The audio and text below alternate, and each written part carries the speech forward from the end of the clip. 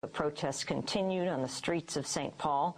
In the largest demonstration of the day, thousands of people took part in an anti-poverty rally and march organized by the Poor People's Economic Human Rights Campaign that ended near the Republican Convention arena. Hundreds of police officers, many in riot gear and on horseback and bicycles, were on the streets as well. Police fired tear gas, rubber bullets, and flash bombs into the crowd.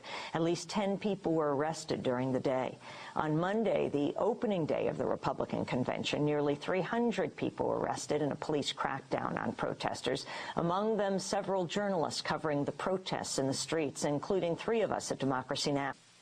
I'm Amy Goodman from Democracy Now!, daily public radio and television program. I was arrested yesterday by the police, along with my 2 producers. And I want to know what the policy is for reporters.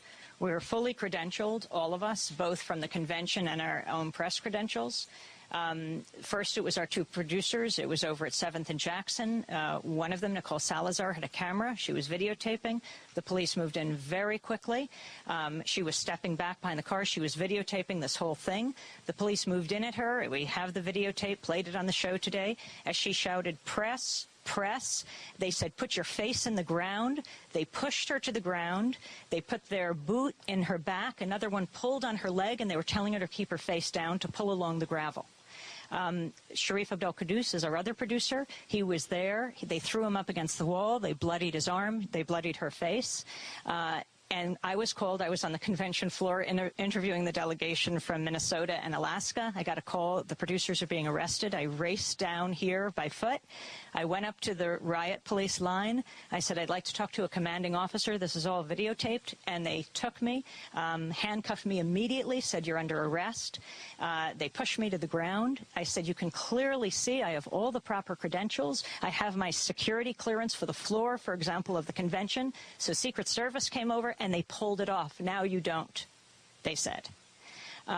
So my question is, they face PC riot, probable cause riot. I've already been charged with a misdemeanor. What is your policy with the press? How is the press to operate in this kind of environment?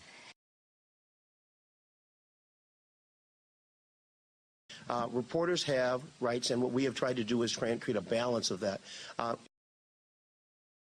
The second thing that he said, I asked him about, was why there was a preemptive raid on eyewitness video on Saturday at their home. The group that monitors police were there staying in St. Paul. They come from New York and from around the country. The police moved in with a warrant that did not list their address, but the house next door.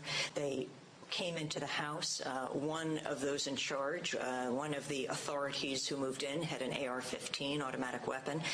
When the police came into the living room where the group was huddled, he had a pistol that was targeted at them.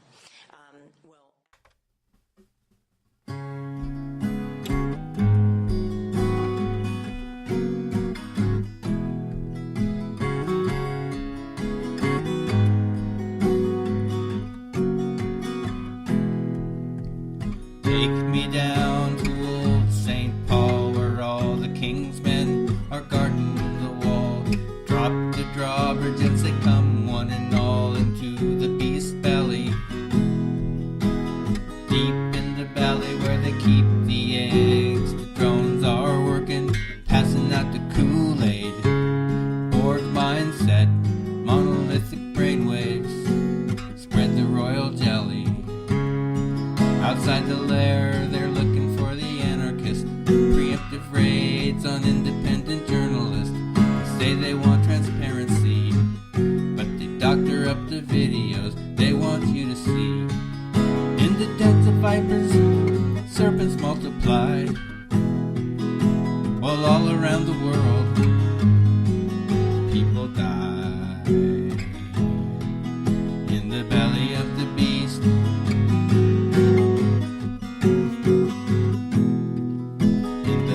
of the beast,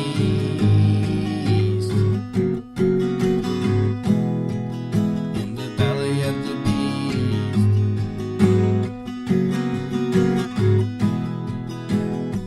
Pay no attention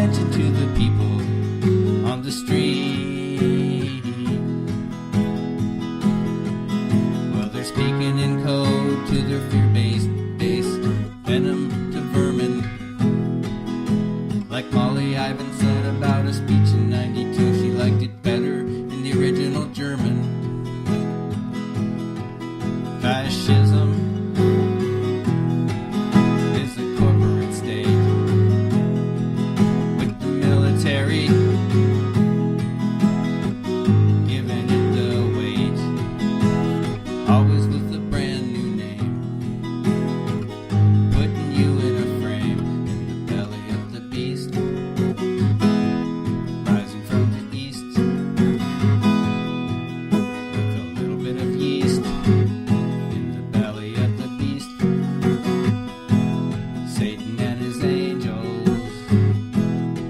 showing up for the feast, for carry on and simple souls and toothpicks for their teeth. In the belly of the beast, you can hear Orwell's double speak.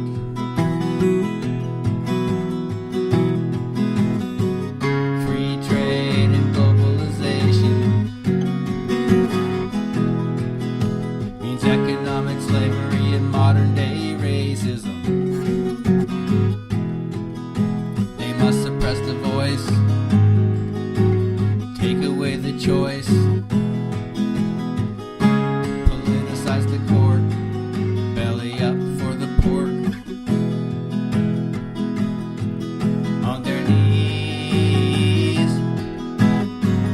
in the chilly domain, praying to their God, shackled in their chains. Well, they may call him Jesus, but we all know his real name. Pleased to meet you. Wanna play a game?